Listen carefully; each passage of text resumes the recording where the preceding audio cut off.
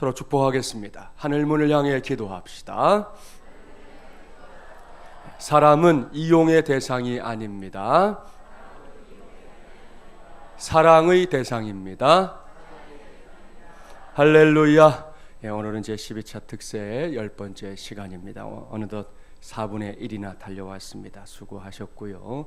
남은 4분의 3도 잘 그리고 넉넉하게 무엇보다 응답을 받으며 달려가게 되기를 주님의 이름으로 축복합니다. 오늘은 자신의 일에도 최선을 다하는 사람이라는 제목으로 하나님의 말씀을 전하도록 하겠습니다. 오늘 주신 말씀 역시 어제 전했던 말씀과 마찬가지로 사도 바울이 데살로니가에 들어가서 감당했던 일들을 이렇게 회상하면서 처음으로 그곳에 들어갔을 때를 회상하면서 전하는 말씀입니다. 그런 관점에서 오늘 주신 말씀을 보십시오. 바울이 어떤 사람이냐? 그는 예수 그리스도의 복음을 전하는 이 전도자로서의 삶을 살되 자신의 일에도, 자기 자신의 일에도 최선을 다했던 사람이었다 하는 걸 알 수 있습니다. 본문 9절 말씀 함께 봉독해 볼까요? 9절입니다. 형제들아, 우리의 수고와 애쓴 것을 너희가 기억하리니 너희 아무에게도 폐를 끼치지 아니하려고 밤낮으로 일하면서 너희에게 하나님의 복음을 전하였노라. 아멘. 사도 바울이 자비랑 선교사였다라는 말 들어봤을 겁니다. 이 말은 스스로 벌어가면서 선교의 사역을 감당했다는 의미입니다. 그렇습니다. 초대교회 당시에는 요즘처럼 선교사나 혹은 목회자의 생활비를 교회가 다 담당해 줄 수 있는 그런 여건이 못 됐습니다. 지금도 이런 일이 쉬운 건 아니지요. 바울은 그런 현실 앞에서 무릎을 꿇지 않았습니다. 자신이 가장 잘할 수 있는 걸 하면서 복음을 전하는 일에 매진하고 있는 것을 볼 수 있습니다. 여러분이 알고 있는 대로 유대인들은 자식들에게 평생 먹고 살 수 있는 일, 이 직업에 관계된 것을 한 가지씩 꼭 배우게 합니다. 유대인들이 좋아하는 지혜서 탈무드를 보면 자녀에게 물고기를 잡아주지 말고 잡는 법을 가르쳐라 라는 그런 지침이 나오는데요. 이런 유대인들의 교육법에 의해 바울이 갖게 된 직업은 장막을 만드는 것이었습니다. 우리가 흔히 텐트 메이커, 그래서 자비랑 선교사를 텐트 메이커라고 영어로는 표기하기도 합니다. 이러한 자신의 직업을 통해 돈을 벌어가면서 바울이 복음을 전했던 겁니다. 데살로니가에 들어가서도 복음을 전할 때 바울은 그렇게 살았다. 오늘 본문에서 분명하게 말씀하고 있습니다. 이렇게 자신의 직업에 최선을 다하는 태도는 오늘을 살아가는 우리 모두가 바울에게서 반드시 배워야 할 삶의 자세입니다. 요즘 사람들은 직업을 두고 자꾸만 이렇게 귀, 천을 따지려고 듭니다.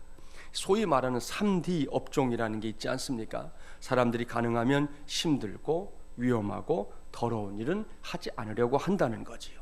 물론 인지상정이라는 말이 있는 것처럼 우리 중에도 힘든 일을 좋아할 사람이 없습니다. 위험한 일 좋아할 사람 없습니다. 더러운 일 넌 할 것 없이 할 수만 있다면 다 피하고 싶은 일이지요.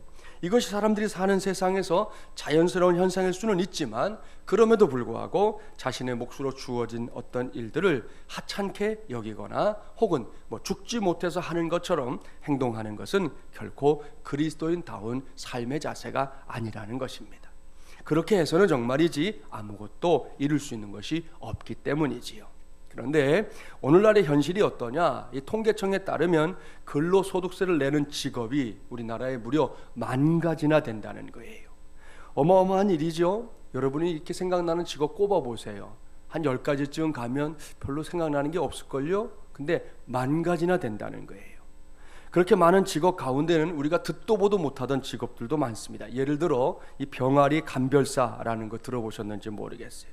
병아리 감별사는 부화장에서 부화한 지 하루 이내에 이 병아리를 암컷인지 수컷인지 구별하는 일을 하는 직업이에요. 이게 그저 생각하기에는 별 기술이 없어도 되는 것 같지만 아닙니다. 0.1에서 0.3, 1cm도 아니고 0.1에서 0.3cm밖에 되지 않는 이 작은 병아리의 생식기를 빠르게 정확하게 구별해야 된다는 겁니다.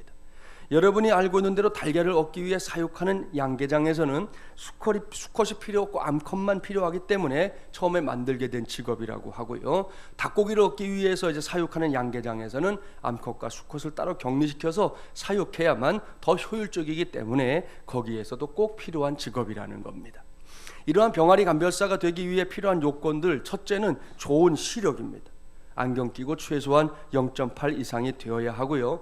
손가락도 가늘어야 된다네. 작은 손이 필요하답니다. 또 체력, 끈기와 인내심, 그리고 응용력과 결단력 등등이 필요하다는 겁니다.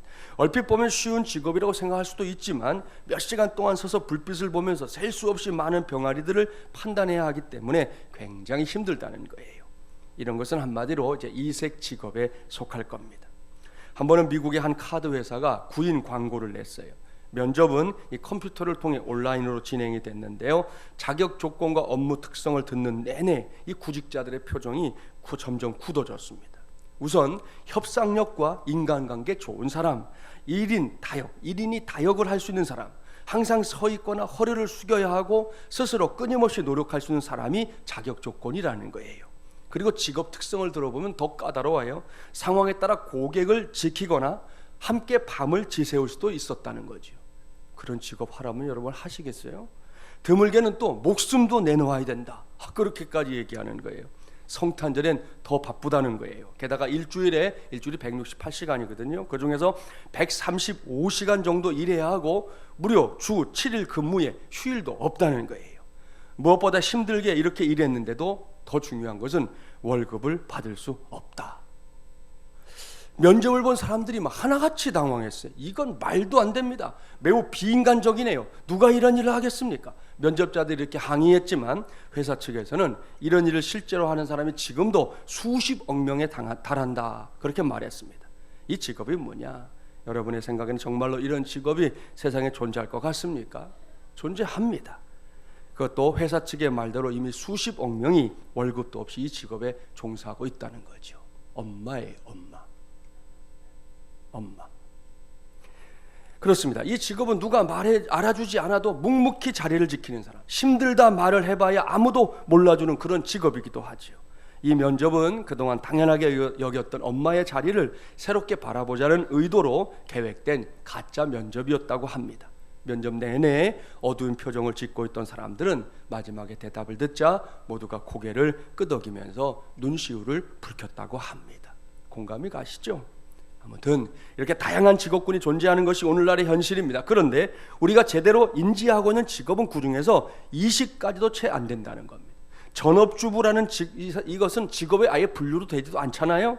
이 말은 사람들이 그저 20가지의 직업만을 가치 있는 직업으로 여기고 나머지 9,980가지의 직업을 천한 직업으로 여긴다는 세태를 보여주는 거예요. 이러한 현실을 보면서 하나님의 자녀된 우리부터 다른 마음을 먹어야 합니다. 그것은 지금 내게 주어져 있는 직업을 다 귀하게 여기는 겁니다. 내 스스로는 물론이고 다른 사람들이 갖고 있는 직업에 대해서도 동일한 생각을 가져야 하는 겁니다. 옳습니다. 하나님의 뜻을 거스르는 직업을 제외하고는 어떤 직업이든 다 귀하게 여겨야 합니다. 그저 말로만 그렇게 하는 것이 아니라 실제로 그렇게 생각할 수 있도록 우리의 의식을 개선해야 한다는 거예요. 그래서 바울처럼 내게 주어진 직업, 내게 허락하신 직업을 통해서도 이 땅 위에서 하나님의 나라를 확장해 나가는 귀한 동역자들이 되기를 주님의 이름으로 축복합니다. 계속해서 말씀을 볼까요? 자신의 일에도 최선을 다하는 사람인 바울이 데살로니가 교회와 성도들을 대할 때 어떤 심정이었는지 정확하게 설명하고 있습니다. 그것은 아버지의 심정이었습니다. 본문 11절 12절 함께 봉독합니다.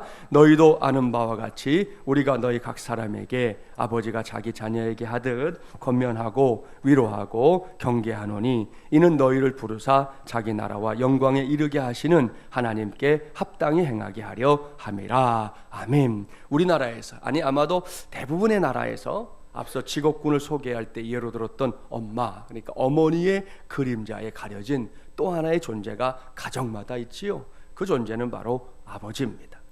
자녀들과 이야기를 나눠보면 아버지라는 호칭이나 대상보다 어머니라는 호칭이나 대상에 대해 더 많은 애정과 사연을 갖고 있는 것을 쉽게 알 수 있습니다. 우리 모두가 알다시피 아버지는 어머니처럼 다정하거나 말도 많이 하면서 자녀를 위해 뭔가를 끊임없이 챙겨주는 그런 존재가 아닌 경우가 대부분입니다. 왜냐하면 가정 안에 어머니의 역할이 따로 있고 가장인 아버지의 역할이 어머니 역할과는 좀 다르기 때문이지요. 그럼에도 불구하고 분명한 것은 아버지는 별로 말이 없어도 늘 자녀들을 지켜보고 있다는 거지요.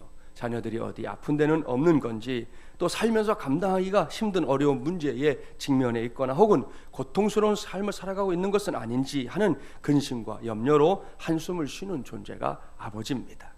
자녀가 많이 아프면 엄마는 슬픈 얼굴로 자녀의 머리를 쓰다듬고 눈물을 흘리지만 아버지는 돌아서서 아무도 모르게 따로 또 몰래 눈물을 훔치죠.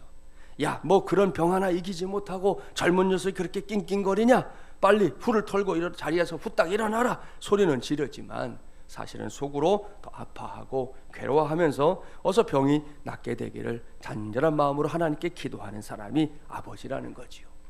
이렇게 보면 엄마의 사랑이 이렇게 추위를 녹여주는 예쁘고 따뜻한 난로라면, 아버지의 사랑은 자녀를 위협하는 늑대와 생명을 걸고 피를 흘리며 싸우는 용사와 같다, 그렇게 표현해 볼 수 있습니다.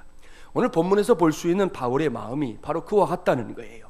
본문 말씀을 다시 보십시오. 아버지가 자기 자녀에게 하듯 권면하고 위로하고 경계하노니 말씀합니다. 여기에 바울이 가졌던 아버지의 마음이 있습니다. 여러분, 바울은 결혼을 하지 않았잖아요. 실제로 결혼하진 않았지만 그의 마음속에 하나님이 부어주신 아버지의 마음이 있었다는 거지요. 첫째는 권면하고 그랬습니다. 헬라어 성경으로 보면 이 파라칼론테스라는 단어를 사용하는데요, 이것은 특별한 행동 지침을 충고할 때 사용하는 단어입니다. 우리식으로 말한다면 아버지의 훈육에 해당되겠죠. 아버지들께 훈육하잖아요, 자녀들을. 그것을 가리키는 겁니다. 둘째는 위로하고 그랬습니다. 헬라어 성경에서는 이 미디메노이라고 하는 단어가 사용되고 있는데, 이것은 앞서 말한 행동 지침을 계속해서 따르도록 격려할 때 쓰는 말이에요. 한마디로 말하면 아버지의 응원. 아버지들이 응원하잖아요. 우리 아들 잘한다, 우리 딸 잘한다, 이렇게 응원하는 걸 말하는 겁니다. 마지막으로 경계하노니라는 말은 헬라어 성경으로 보면 마르티로메노이라는 단어를 쓰고 있는데, 이것은 단순한 요청이 아니라 그리스도인이라면 마땅히 해야 할 것을 권위 있게 강조해 주는 것을 가리킵니다. 바꿔 표현하면 아버지의 명령이라고 말할 수 있어요. 사랑하는 세배용사 여러분, 여기서 사도 바울이 언급하고 있는 아버지의 마음을 하나하나 귀 기울여 들어보십시오. 이것은 단지 사도 바울만이 품어야 할 마음이 아닙니다. 하나님의 자녀요, 예수 그리스도의 제자된 저와 여러분이 품어야 할 마음이기도 합니다. 우리 중에는 이미 교회 안에서 어떤 직분을 맡고 있는 사람들이 있습니다. 그런가 하면 목자로 섬기는 사람들도 있고요, 당장은 아니지만 결국에는 이 자리에 있는 모든 사람들이 다른 성도들을 언젠가는 섬기는 자리에 다 서게 될 텐데요, 그러한 우리 모두가 내 안에 먼저 품어야 할 마음이 바로 이 하나님 아버지의 마음이라는 말씀입니다. 특별히 우리가 누군가에게 복음을 전하려고 할 때 이 아버지의 마음은요, 필수적입니다. 제가 청년사회 갈 때 청년들을 데리고 인도네시아에 갔던 적이 있어요. 이 본티아낙이라고 하는 섬, 정글로 가득 차 있는 그런 섬에 갔는데, 그곳에서 사역하는 선교사님의 안내를 받아서 현지인 신학교가 작지만 있더라고요. 그걸 방문했어요. 그곳에서 신학생들과 이런저런 교제를 하다가 식사할 시간이 되었습니다. 허름한 식당 안에 모든 사람들이 둘러 앉았습니다. 그 식사를 하기 전에 선교사님을 통해 식사하는 자리에서 이렇게 함부로 벗어나는 건 이 인도네시아 사람들에게는 크게 예의에 벗어나는 것이니까 조심해야 한다 하는 말씀을 들었어요. 특별히 많은 사람들이 한 자리에 모이면 이 고약한 냄새가 날 게 분명하고, 그 냄새 때문에 식사를 하기 어려울 수 있지만 꼭 참고 같이 밥을 먹어주는 거, 그것도 선교다라고 선교사님이 사전 교육을 시켜준 거예요. 그런 다음에 식사를 하게 됐는데, 아니나 다를까 식당 안에 딱 들어갔는데 진짜 고약한 냄새가 코를 찌르는 거예요. 사람들에게서 나는 냄새가 진짜 고약하다는 거, 그때 정말 새삼스럽게 체험했습니다. 제가 인도 갔다가 그 타지마를 오르내리는 계단에서 사람들 발냄새 진짜 심각하게 맡아본 이래로 그렇게 사람들 냄새가 지독하다는 걸 처음 알았어요. 그런데 이미 교육을 받은 상태잖아요. 모두가 숨 고르게 하고 그 자리에 앉아서 웃으면서 옆에 있는 사람들과 이렇게 이야기 나누며 식사하는데, 자매 한 친구가 더 이상 버티지를 못하고 자리에서 일어나서 밖으로 나가버린 거예요. 저는 그걸 보니까 이게 또 어처구니가 없잖아요. 그 자매 때문에 머리 끝까지 화가 났습니다. 아무튼 이 일 때문에 저희 팀은 그날 저녁에 선교사님에게 꾸지람을 들었어요. 그리고 저는 그날 밤에 청년들과 함께 늦은 시간까지 기도했습니다. 그때 기도했던 거 아직도 생생히 기억나는데요, 그날 제가 청년들과 함께 하나님 앞에서 울부짖으며 기도했던 것은 다른 것이 아닙니다. 바로 하나님 아버지의 마음을 내게, 그리고 우리 팀에게 부어 주시옵소서. 그것이 간절한 기도 제목이었습니다. 선교한다고 왔는데 냄새 하나 견디지 못하고 이 자리를 우리가 박차고 나갈 정도라고 하면 이게 계속해서 우리가 어떻게 선교할 수 있겠냐. 우리 안에 하나님 아버지의 마음이 꼭 필요하니 그걸 위해서 기도하자 하고 그 밤에 함께 부르짖어 기도하고요. 남은 기간 동안 선교 사역을 잘 감당할 수 있었습니다. 우리가 간혹 부르는 찬송 중에 이런 가사 있잖아요. 주님 마음 내게 주소서, 내 아버지 주님 마음 내게 주소서, 나를 향하신 주님의 뜻이 이루어지도록 주님 마음 내게 주소서. 아멘. 이 찬송의 고백이 이 새벽에 하나님 앞에 나와 기도하는 저와 여러분, 우리 모두의 간절한 기도 제목이 되기를 바랍니다. 여기에 등장하는 아버지의 마음, 주님의 마음, 어떤 마음인지 아십니까? 그 마음을 여러 모양으로 성경도 설명하고 있지만 오늘 한 가지만 말씀드리려고 해요. 저 주는 마음입니다. 흔히 자식을 이기는 부모가 없다고 하지 않습니까? 그렇습니다. 부모는 자식에게 집니다. 왜입니까? 다른 이유가 없습니다. 사랑하기 때문입니다. 그렇습니다. 사랑하면 지는 겁니다. 아니, 저 주는 겁니다. 한동안 우리나라 사람들에게 각광을 받았던 스포츠 경기 가운데 하나가 아마도 씨름일 겁니다. 지난 구정명절에도 씨름판이 벌어져서 이 TV로 생중계되기도 했는데요. 저는 이번에 여자 씨름 선수 프로들이 있다는 거 제대로 봤네요. 프로 선수들이 여자 선수들도 있더라고요, 이제는. 근데 안타깝게도 예전만큼의 인기를 찾아보기는 어려웠습니다. 씨름의 인기가 식어지면서 많은 씨름 선수들이 천직처럼 여겼던 씨름 그만두고 아예 다른 직업으로 전업하거나 아니면 이종 격투기 같은 다른 운동 종목으로 바꿔버려서 많은 사람들이 이렇게 안타까운 마음을 가질 때가 있는 게 현실인데요. 아무튼 이만기 씨 같은 사람이 선수로 활약하던 때는 씨름의 인기가 대단했습니다. 우리가 다 기억하고 있어요. 더욱이 우리나라 사람들은 기본적으로 이 씨름을 좋아하지 않습니까? 그래서인지 몰라도 종종 집안에서 이 사내 녀석들이 아빠와 씨름을 하자고 도전장을 내밀곤 합니다. 아빠들이 바빠서 잘 해주지는 못하지만 어쩌다 상대를 해주면 이 녀석들이 눈빛부터 달라집니다. 뭔가 비장한 각오가 서린 듯이 마치 전쟁터에 나선 군인처럼 서슬이 푸른 눈을 뜨거나 도끼 눈을 뜨면서 상대방인 아버지를 반드시 이겨먹겠다는 각오와 투지를 보여주는 아이들이 많아요. 여러분, 그렇게 해서 아버지와 아들이 씨름을 하게 되면 누가 이깁니까? 아버지가 이길까요? 아들이 이길까요? 1번 아버지, 2번 아들. 누가 이깁니까? 아들이 이기죠. 아니, 이렇게 어려운 문제를 그렇게 쉽게 맞추시네. 역시 우리 마주물리하는 가족들 대단해요. 그래요. 분명히 이 싸움에서는 아들이 이깁니다. 틀림없습니다. 그렇다면 왜 아들이 이길까요? 생각해 보십시오. 아들과 씨름을 하는 아버지가 심자랑이 하고 싶어서 아들을 집어 던지겠습니까? 그런 아버지라면 당장 하얀 벽으로 둘러싸여 있는 곳으로 곱게 빨리 보내드려야 돼. 그게 상책이에요. 결코 아버지는 아들을 집어던질 수 없습니다. 아니, 집어던질 생각조차 하지 않습니다. 그렇기 때문에 자기가 알아서 자빠져 버리는 거죠. 그러면 이 아들이라는 녀석들의 반응은 어느 집을 가나 똑같습니다. 엄청나게 좋아합니다. 자기가 이겼다고 좋아하는 거죠.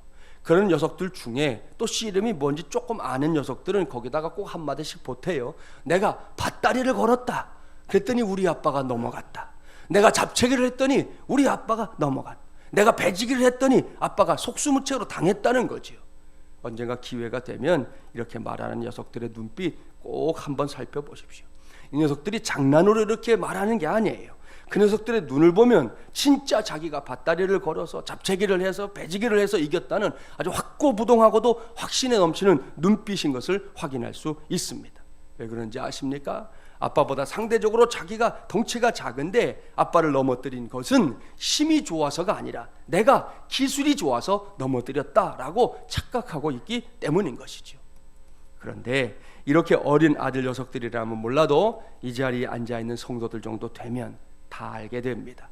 그것은 아빠들이 애들을 기쁘게 해주려고 일부러 넘어져 준 것이라는 사실을, 일부러 져준 것이라는 사실을 다 알게 된다는 거지요. 이것이 데살로니가 교회와 성도들을 대하는 사도 바울의 마음이었습니다. 이제는 주님의 몸된 마중물 열람교회를 섬기고 있는 저와 여러분, 우리 모두의 마음이 되기를 간절히 바랍니다. 제가 성경 공부하다가 간혹 하게 되는 말이 있어요. 교회를 떠나 지내는 한 주간의 삶이 얼마나 피곤하고 힘드냐는 겁니다. 또 한 주간 여러분 사셨는데 지난 한 주간 참 피곤하게 사셨잖아요. 그렇게 살다가 뭐 주일이 되거나 혹은 이제 오늘처럼 이렇게 그 외의 시간에라도 교회에 오면 이곳에서는 좀 무장해제를 하고 살았으면 좋겠다는 소망이 담임 목사인 제 안에 있다는 걸 말씀드리곤 합니다. 무슨 말인지 아시겠죠? 주님의 몸된 교회에 머무는 그 시간 동안에도 저 바깥 세상에서처럼 치열하게 서로 재고 따지고 상대방을 반드시 내가 이겨 먹어야 하고 잡아뜨려야 하고 이런 생각들을 갖고 있다면 그것처럼 불행한 신앙생활이 또 어디에 있냐는 거예요. 그런 생활은 우리가 의도하지 않아도 평상시에 늘 그렇게 사는데, 이것을 벗어나면 어디 가든 그렇게 사는데, 굳이 주의 몸된 교회에 하나님을 아버지로 예수 그리스도를 구세주로 믿고 섬기는 자리에 모여서 우리가 함께 한 성도 되었다고, 같은 마음, 같은 생각, 같은 비전으로 이 길을 가고 있다고 우리가 서로 그렇게 고백하면서 우리 속에서는 끊임없이 치열하게 다투는 일들이 이어지고 이 속에서 우리가 서로서로 이겨먹지 못해 안다라는 그런 마음들을 갖게 된다고 하면 그것은 불행한 일이지 않겠냐는 거예요. 그래서 당부합니다. 우리 서로서로 사도 바울처럼 하나님 아버지의 마음이 내 안에, 우리 안에, 우리 공동체 안에 넘치게 부어주시기를 구합시다. 그런 마음으로 그냥 누구에게든지 쳐줍시다. 제가 장담하는데요, 우리 모두가 이렇게 하면 결코 손해볼 사람이 없어요. 내가 지면 손해본다고요? 아니요. 다른 사람도 내게 져줄 것이기 때문에 결코 손해볼 일이 없는 거예요. 나는 지는데 다른 사람이 지지 않으려고 하니까 손해본다는 생각이 있는 것이지, 우리 모두가 함께 져줄 마음이 되어 있으면 그 누구도 우리 중에는 손해볼 사람이 없는 거예요. 그것이 하나님께서 교회 공동체를 통해서 이루고자 하시는 뜻이라는 것, 우리 모두가 이 새벽 다시 한번 깨닫게 되기를 바랍니다. 저와 여러분이 이렇게 살면 교회 생활은 그야말로 신바람 나는 삶의 자리가 될 줄 믿습니다. 제12차 특세의 두 번째 주간 마무리하는 이 시간에 그러한 믿음의 결단으로 하나님께 부르짖어 기도하는, 그래서 응답받는 저와 여러분이 되기를 주님의 이름으로 간절히 축원합니다.